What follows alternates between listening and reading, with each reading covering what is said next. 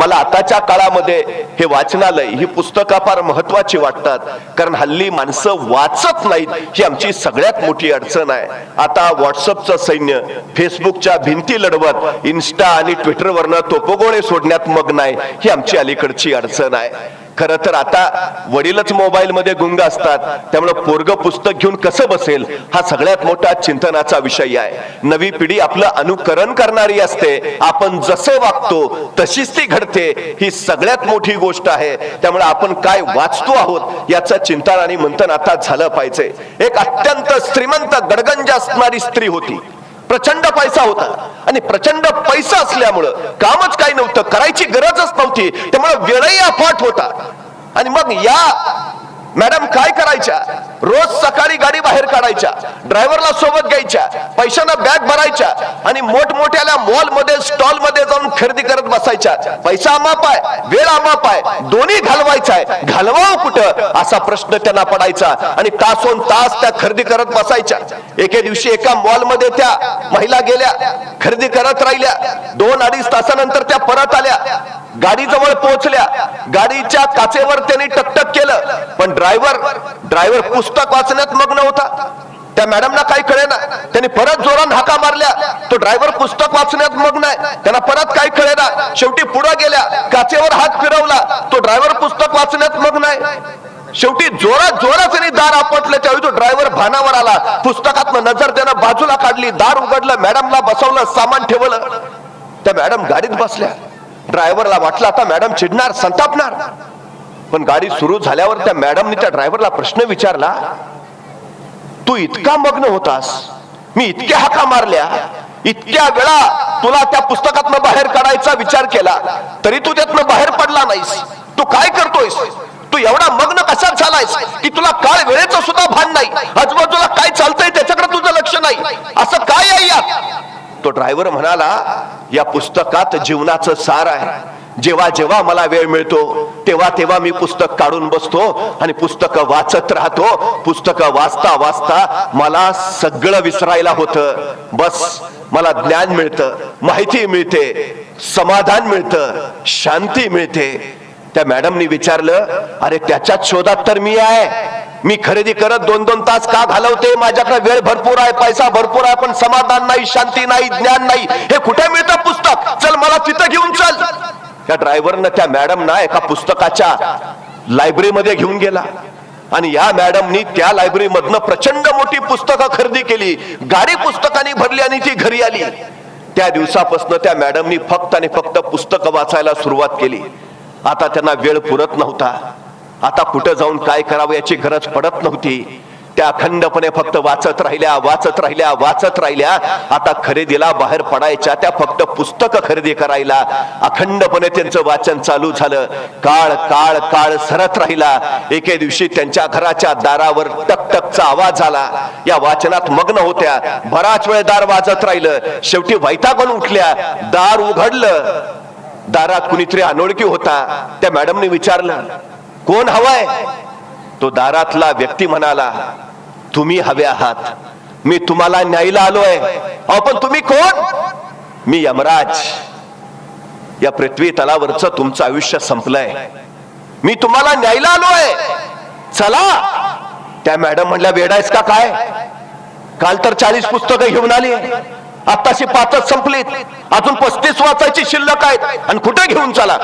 पुस्तकं वाचल्याशिवाय मी तुझ्या बरोबर येणार नाही. मला उरलेली नवीन आणलेली सगळी पुस्तकं वाचू दे, मग मी तुझ्या बरोबर येते, मला येताच येणार नाही. यमराज म्हणला, असं असतं का कुठं? मी न्यायला आलोय, संपलाय तुमचा काळ, चला बरोबर. मी येणार नाही. त्या मॅडम ऐकायलाच तयार नाही.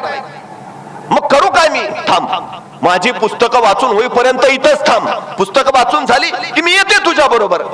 शेवटी यमराजाचा नाईलाज झाला. म्हणला, ठीक आहे, बसतो इथं, वाचा तुमचं काय ते उरकान, चला पटकन. तो यमराज दाराजवळच थांबला. या मॅडम परत पुस्तकं वाचायला आत गेल्या. 1-2 तास झाले, परत दारावर थप्पा पडायला लागल्या. त्या बाई वैतागानं उठल्या, दार उघडलं, दारात परत यमराजच. आता काय? अहो तुम्ही पुस्तकं वाचत बसाल, पण मी इथं उभा राहून काय करू? तुमचं होईपर्यंत मला काहीतरी द्या ना, म्हणजे माझा वेळ जाईल. त्या मॅडम म्हटल्या थांब. आत गेल्या, 10-20 पुस्तकं घेऊन आल्या, यमाच्या हातात दिली, माझी पुस्तक वाचून होईपर्यंत तू ही वाच. यमराजानं पुस्तकं घेतली आणि यमराज तिथंच बसला. पुस्तकच वाचतोय, पुस्तकच वाचतोय. यमराज सुद्धा पुस्तकं वाचण्यात इतका वेडा झालाय की आता न्यायला यमराज खाली येत नाही. आता कधी कोरोना येतो, कधी ओमायक्रॉन येतो, कधी एखादा अपघात होतो, नाहीतर अटॅक होतो, पण यमराज आलाय आणि कुणाला घेऊन गेलाय असं होत नाही. यमराज तेव्हापासून पुस्तकं वाचण्यात जो मग्न आहे तो अजून पुस्तकच वाचतोय. गोष्ट साधी आहे, हसण्यावर नेण्यासारखी आहे, पण याच्यातला अर्थ इतका मोठा आहे की ज्याच्या हातात पुस्तक आलं त्याचं मस्तक कुठल्याही प्रश्नात अडकत नाही. ही सगळ्यात महत्वाची गोष्ट आहे. सुधारायचं असेल, घडायचं असेल, वाढायचं असेल, बहरायचं असेल, फुलायचं असेल तर पुस्तकांनाच आपले संगाती बनवा, कारण तेच तुमच्या आयुष्याला आकार देऊ शकतात. ही सगळ्यात महत्वाची गोष्ट आहे. या फाउंडेशनचं मी मनपूर्वक अभिनंदन त्यासाठी करतो की आपण वाचनालय सुरू केलं. ही सगळ्यात आणि सगळ्यात महत्वाची गोष्ट आहे.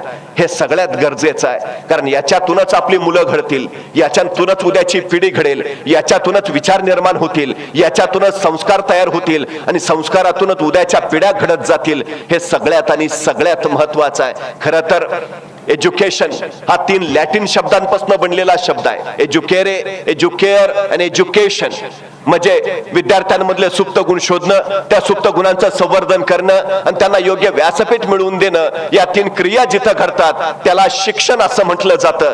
पण दुर्दैवानं अलीकडच्या शिक्षण पद्धतीमध्ये आम्ही विद्यार्थ्यांमधले सुप्त गुण खरंच शोधतो का, त्या सुप्त गुणांचं संवर्धन करतो का आणि त्याला योग्य व्यासपीठ मिळवून देतो का, हा सगळ्यात मोठा चिंतनाचा विषय आहे. वाचलं पाहिजे, वाचत राहिलं पाहिजे, त्याच्यातून विचार तयार होतात, विचारातून आचार घडतात. पण या वाचनाला एक शिस्त हवी. शिस्तीतनं तुम्हाला जे बनायचं आहे त्याची दिशा कळायला हवी, ती मिळायला हवी. यासाठी अभ्यासक्रमाचा आराखडा आखण्यात आला आणि मग तुम्हाला कुठं जायचं आहे यासाठी त्याच पुस्तकांचा एक अभ्यास तुम्हाला देण्यात आला. पण सगळ्यात महत्वाची गोष्ट, आमचं अलीकडचं शिक्षण हे मार्कांपुरतं मर्यादित झालं. उत्तम मार्क पडावेत यासाठी वाचन आमचं झालं, पण शिकावं, ज्ञान मिळवावं यासाठी किती वाचतात हा सगळ्यात मोठा चिंतनाचा आणि महत्वाचा विषय आहे. मानवी जीवनामध्ये पैसा जितका महत्वाचा, विद्यार्थी जीवनामध्ये मार्क तितका महत्वाचा. ही सगळ्यात महत्वाची गोष्ट झाली.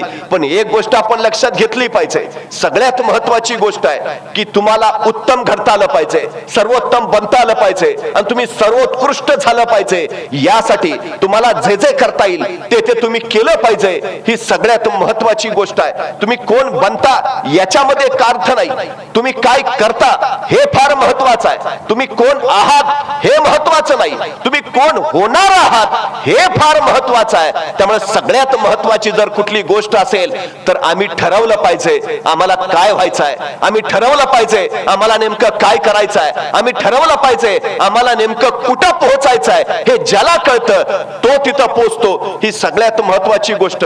उदाहरणार्थ तुम्ही कोपरगावच्या बस स्टँडवर दिवसभर उभा राहिला, गाड्या येत आहेत, गाड्या जात आहेत. कुणीतरी सायंकाळी विचारलं, अरे दिवसभर बघतोय तू स्टँडवरच उभा आहे, तुला कुठं जायचंय का, गाड्या येत आहेत जात आहेत, तू कुठल्याच गाडीत बसला नाहीस असं का.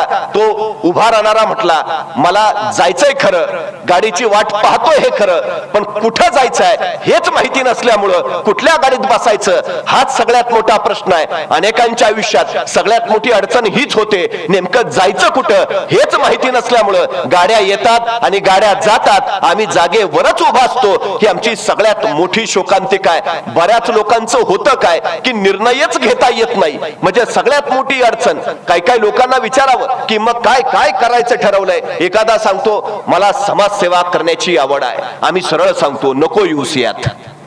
तो का, हे आवडीचं क्षेत्र नाही. कारण आवड आली की तडजोड आली आणि तडजोड आली की काम संपलं. म्हणजे माणूस सांगत राहतो मला लहानपणी खूप वाटायचं समाजासाठी काहीतरी करावं, नंतर लग्न झालं आणि मग बायकोचं करता करताच बाकीचं राहून गेलं. नको येऊस यात. हे क्षेत्र आवडीचं नाहीच आहे. मार खावा लागेल, प्रहार सोसावा लागेल, स्वतःला जाळून घ्यावं लागेल, तेव्हा समाज उजळून निघेल. हे सगळं सोसायची जर तयारी असेल तर ये, तर ठरलं पाहिजे काय करायचं आहे. सचिन तेंडुलकरला इयत्ता 4थी मध्ये कळालं आपण उत्तम फलंदाजी करू करू शकतो, 34 ठरलं मला फलंदाजच व्हायचं आहे, बाकी काही लक्ष दिलं नाही. आयुष्यभर तो फक्त फलंदाजी फलंदाजी आणि फलंदाजीच करत राहिला. तो जागतिक कीर्तीचा फलंदाज झाला.